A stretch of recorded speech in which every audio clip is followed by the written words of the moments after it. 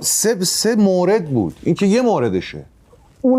اونای دیگه برای کش نبود، این برای کش. اونای دیگه یا خطرناک بود. حالا شما 3 مورد رو میدونی.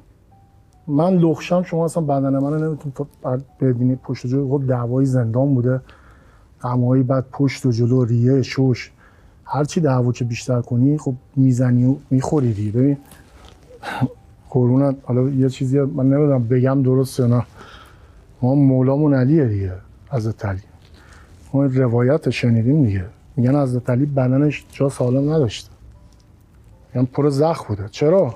جنگنده بوده دیگه. دریا بری شنا کنی خیس میشه دیگه. شما هر چی بیشتر دعوا کنی، هر چی بیشتر بجنگی، بیشتر زخم تو بدنت میخوره. زخم زیاد نشانه جنگ زیاده. یعنی تو این حرفا بیشتر بودی. ولی میگی که الان دیگه زمان لاتی و جنگی نیست. اصلا نیست. خب من زخم‌ها مال چیز دیگه نیست. ولی یه زمانی هست که تو دیگه آقا مجیدی معروفی، بازیگری شما برای خودت دیگه. خب شما تو بازیگری هم دشمن داری الان. همه میخوان جاتو بگیرن. الان شما رقیب داری تو همین چیه کاری که داری انجام میدی؟ اسم کارت چیه؟ اجرا. تو بازیگری داری الان. تو این اجرا من دارم میبینم 2 تا رقیب داری، اسمشون رو نمیخوام بیارم. 2 تا رقیب داری. حالا حل و حوله هم تو کارت دارم میبینم. یه سری اصلا نمیشناسمشون، میرن.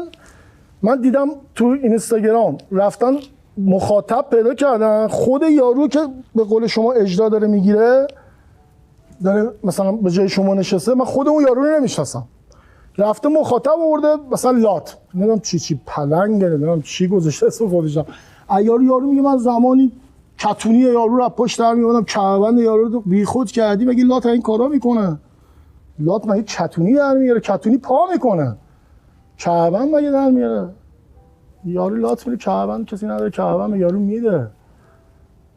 این حرفا. ببین تو مخاطب نداره میره اینا میاره، تو خود یارو رو مثلا اسمش هم اصلا معلومه کیه. حالا شما، من 2 تا رقیب خود شما رو هم مثلا اونا شناسم مثلا نداری شما، من میشناسمش، شما هم میشناسیش، نداری رقیب؟ داری دیگه.